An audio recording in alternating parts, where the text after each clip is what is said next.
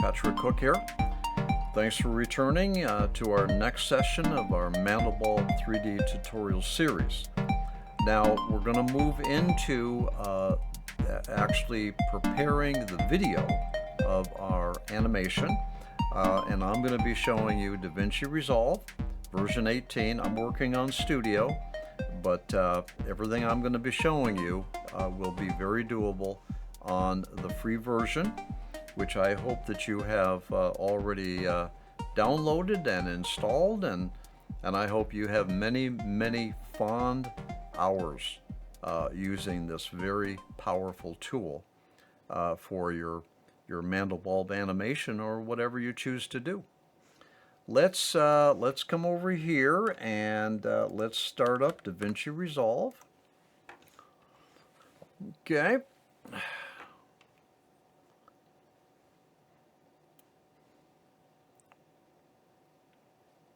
Very capable piece of software. All right, and I'm going to make a new project. I'm going to call this Mandelbulb3D Tutorial Series. That'll work. Okay. Okay, now I'm a little constrained here on my screen space, so let me get this set up where you can see everything. Get my my mug shot in there, and let's get this, pull this down so we can see it nice. Okay, that's pretty good. That'll be in good shape. No, I'm not here to teach you about DaVinci Resolve. There's plenty of YouTube videos. Their documentation is excellent. You can learn about this as much as you want.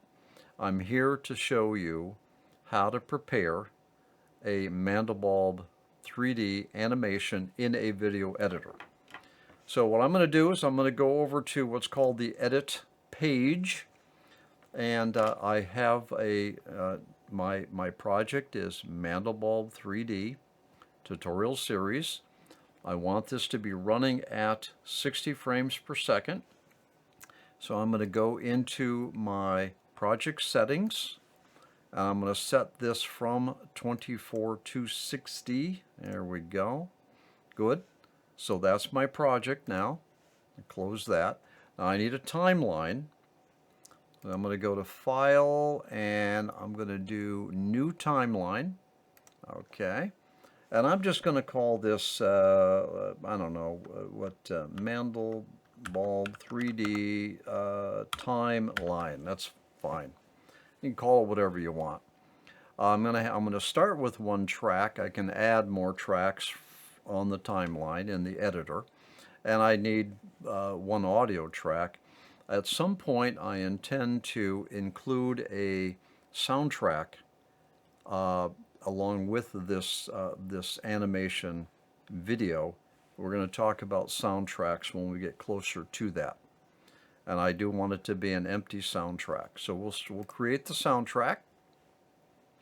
All right, we have a soundtrack now. We have a working environment, and we can start pulling in our subframes that have been rendered so far. What I like to do is to create a bin in which all the subframes are being held. I'm going to do this. I'm going to just call it, how about subframes? We'll do something like that, subframes. All right, I'm going to go into that. So I'm in this bin called subframes. Now, let's go find our files. These are our animation files. I think we can put them over here for now. All right. Now, I was explaining a couple sessions ago that we do not have all of our subframes rendered yet. Let's get this bigger here so you can see it. See, here we go. So we have APC that is working on frame 3643. So we have 3,642 frames that have been rendered so far. And what I like to do is to kind of get a jump on the whole thing and set up my video project even before all the frames are fully rendered out. And that's after I have done a review to see whether or not my subframes look good before I move into the video editing. So I'm going to actually be setting up my video, but not necessarily completing it until I have all the subframes that have been rendered out. So I'm going to take the first 3,643 frames.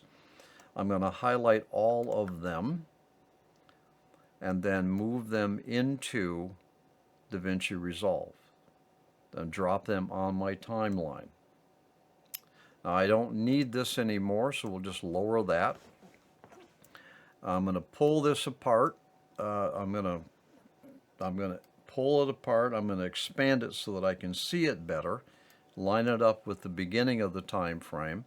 And so here we go. So we have our subframes that we have rendered so far to date have been dropped into a timeline. Now let me just point a couple things out. DaVinci Resolve, these are all PNG files, PNG.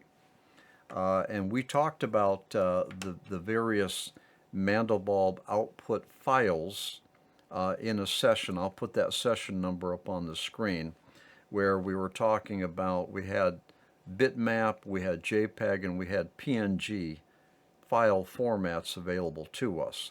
I rendered as PNG. Now, DaVinci Resolve does an absolutely excellent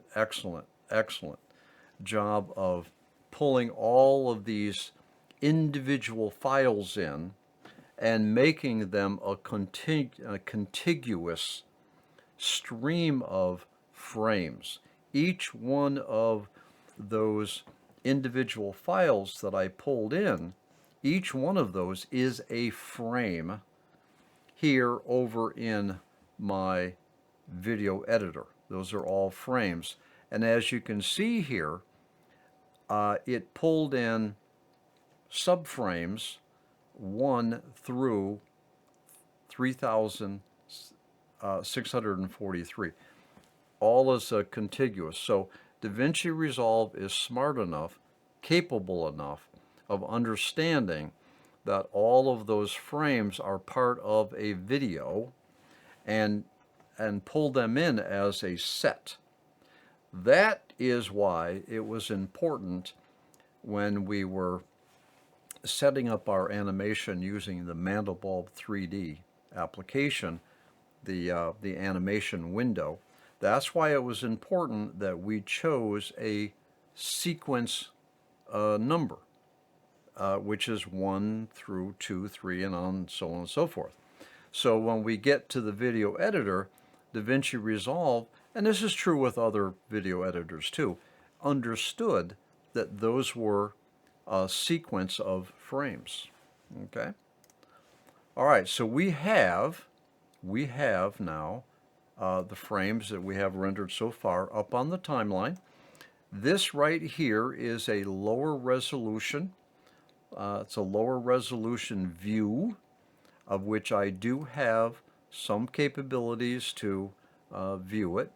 All right, right now it's fit to that area, and I can do something like this, and I could move this over like this, so we have a little bit better view of our good.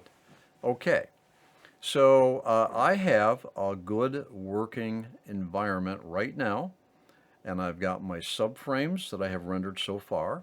They're up here in my timeline, and I'm in very good shape to be able to continue preparing my video. Now, in the next subsequent sessions, we're going to talk about a couple things. All right, I want to see whether or not I can improve the speed issues. I am going to do a little bit more work on the coloring and the lighting, and I'll show you how. And then I want to put some titling in. So I think we'll be, I think we'll be in pretty good shape to make an animation. Now, when when when I have all the subframes that have been rendered, I will have had made my DaVinci Resolve project, and all I have to do is pull the rest of those subframes in and apply the attributes, the changes to that next set. All right, so I can begin working on my video presentation even though I don't have all the frames rendered from Mandelbulb. And that's typically what I do.